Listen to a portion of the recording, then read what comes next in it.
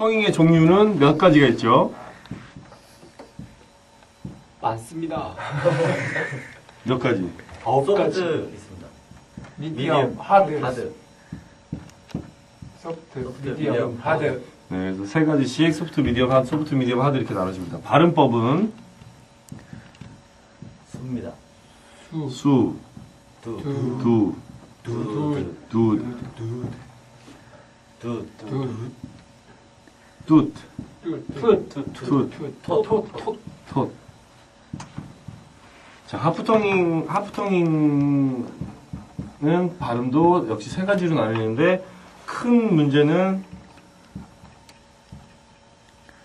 술, 돌.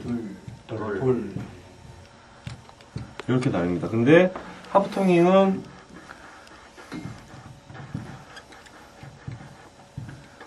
오픈과 뮤트가 있습니다. 그러니까 발음은 어차피 다 똑같아요. 그래서 이렇게 해서 9가지로 나눠집니다.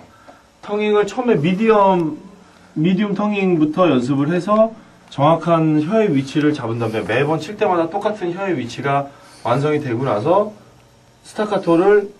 미디엄 스타카토로 다시 똑같이 그 길이를 조절한 다음에 세분화시키는 방법이 제일 좋은 방법입니다. 그러고 나서 혀가 좀 디테일화 됐을 때 하프텅잉을 나눠 나가는 것이 제일 좋죠. 그래서 음의 길이를 가지고 얘기를 한다 그러면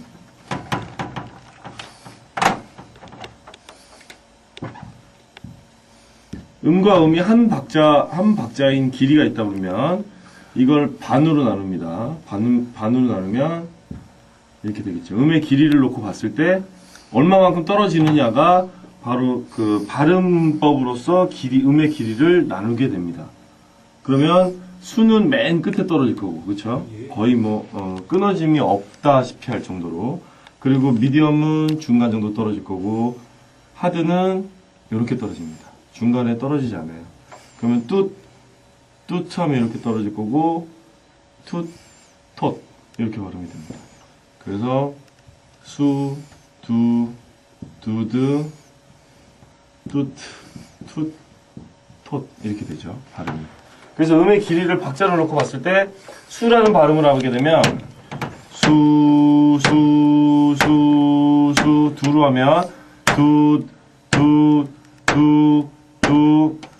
하드는 두, 소프트는 뚜,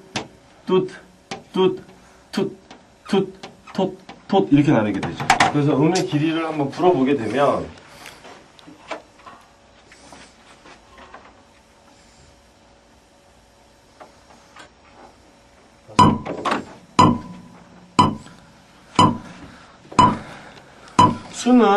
수랑 두랑 발음 차이가 제일 구분하기가 힘든데 수는 일단 두의 길이와 거의 비슷합니다. 이건 그림상으로 이렇게 나눴을 뿐이지 길이는 비슷한데 발음 자체가 리드가 떨고 있는 걸 깊이 안 들어가고 아주 조금만 건드리는 거죠. 그래서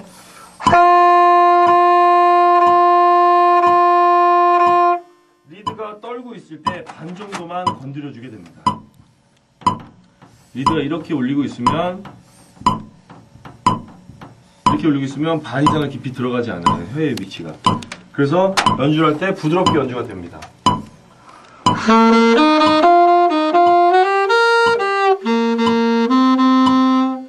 두로 발음하게 되면 음이 끊어지게 되죠.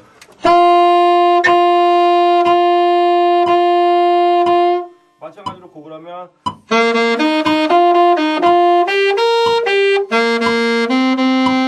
이렇게 되죠. 하드를 치게 되면 훨씬 더 테누도의 개념이 보통 클래식에서는 텅잉과 테누도 텅잉 그리고 스타카토로 나눠지지만 그 세 가지로 세분화시키기 현대 음악에선 너무 짧게 됩니다. 그래서 좀 디테일화 시키기 위해서 6가지 방법으로 나눠지게 되는 거죠. 두는 끊어지게 되면 스타카토는 강조주는 계열이기 때문에 숏은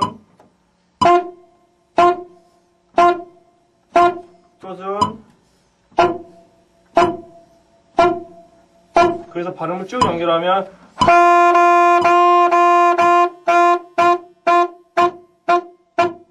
이렇게 발음이 6개로 나눠지게 됩니다. 그래서 곡을 어떻게 연주하느냐에 따라 디테일을 어떻게 시키느냐에 따라서 곡이 텅인과 스타카토를 적절히 섞었으면 굉장히 풍부하고 디테일화 시킬 수 있는 곡을 연주하게 되는 거죠. 그래서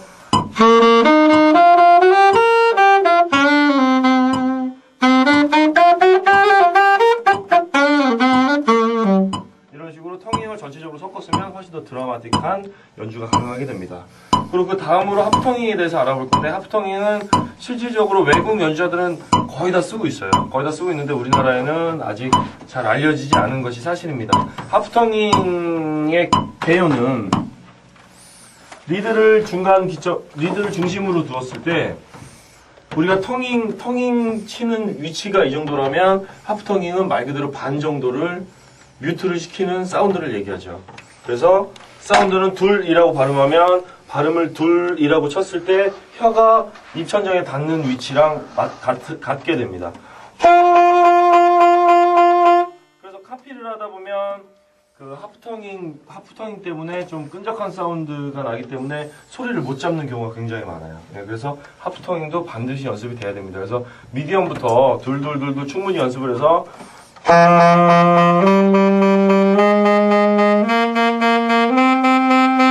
오픈을 연습하게 되고, 뮤트는 뭐 찰리 파커 같은 스타일에도 많이 있지만 노트를 뮤트 시키면서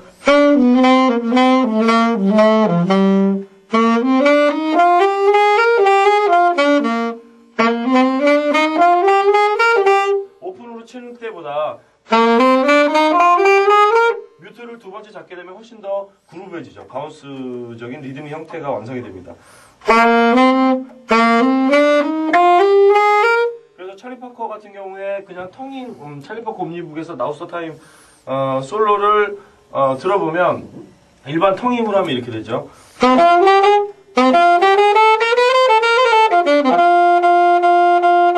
하프를 쓰게 되면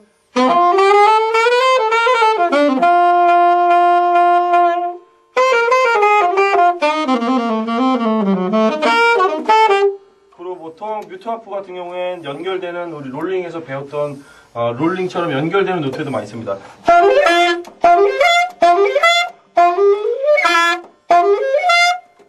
뮤트를 시키고 첫 노트에서 다음 노트까지 연결되는 박자를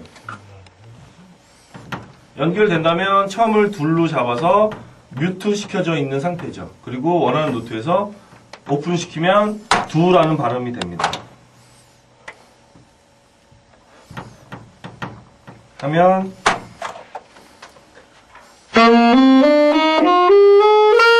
하고 놓게 되죠. 그러면 사운드가 보통 오픈 하프랑 뮤트 하프를 섞어서 바운스적으로 투포 텅잉을 뮤트 하프로 처리하게 되면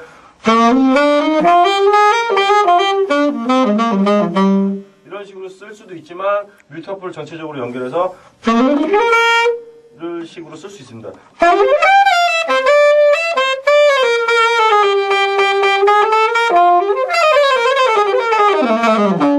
이런 식으로 하프텅잉을 씀으로써 그 리드에 닿는 뮤트 면적이 줄어들기 때문에 훨씬 더 빠른 속력으로 연주를 할 수가 있게 되죠. 그래서 비밥이라든가 빠른 연주에서 많이 쓰였지만 요새 음악에서는 훨씬 더 끈적한 사운드를 주기 위해서 드림 같은 경우도 그 절정 부분에 하프텅잉이 쓰여지죠. 보통 이렇게 치면 좀 끊어지는 듯한 느낌을, 하프를 치면 이런 식으로 연주를 많이 하게 됩니다. 데이브 코즈도 보면, 데이브 코즈는 하프텅잉을 많이 안 쓰는 뮤지션이지만 데이브 코즈의 Know You by Heart라는 노래에도 하프텅잉을 쓰면 또 굉장히 더 끈적해지는 스타일을 낼 수 있습니다. 그래서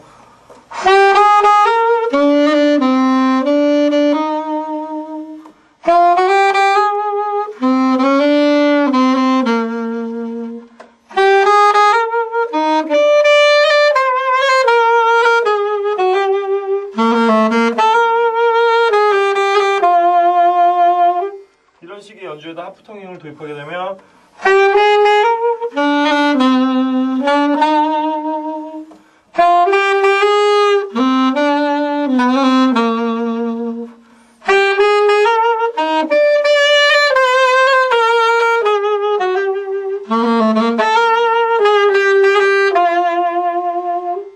이런 식으로 노래가 훨씬 더 풍부해지는 방법이죠. 그래서 처음에는 미디엄 텅잉부터 연습을 하고 그 다음에 미디엄 스타카토부터 연습을 해서 디테일화 시킨 다음에 그 다음에 하프 텅잉의 미디엄 하프 텅잉을 연습한 다음 뮤트 하프 텅잉과 오픈 하프 텅잉을 섞어서 적절히 연습하시면 아티큘레이션을 좀 더 풍부하게 사용할 수 있게 됩니다.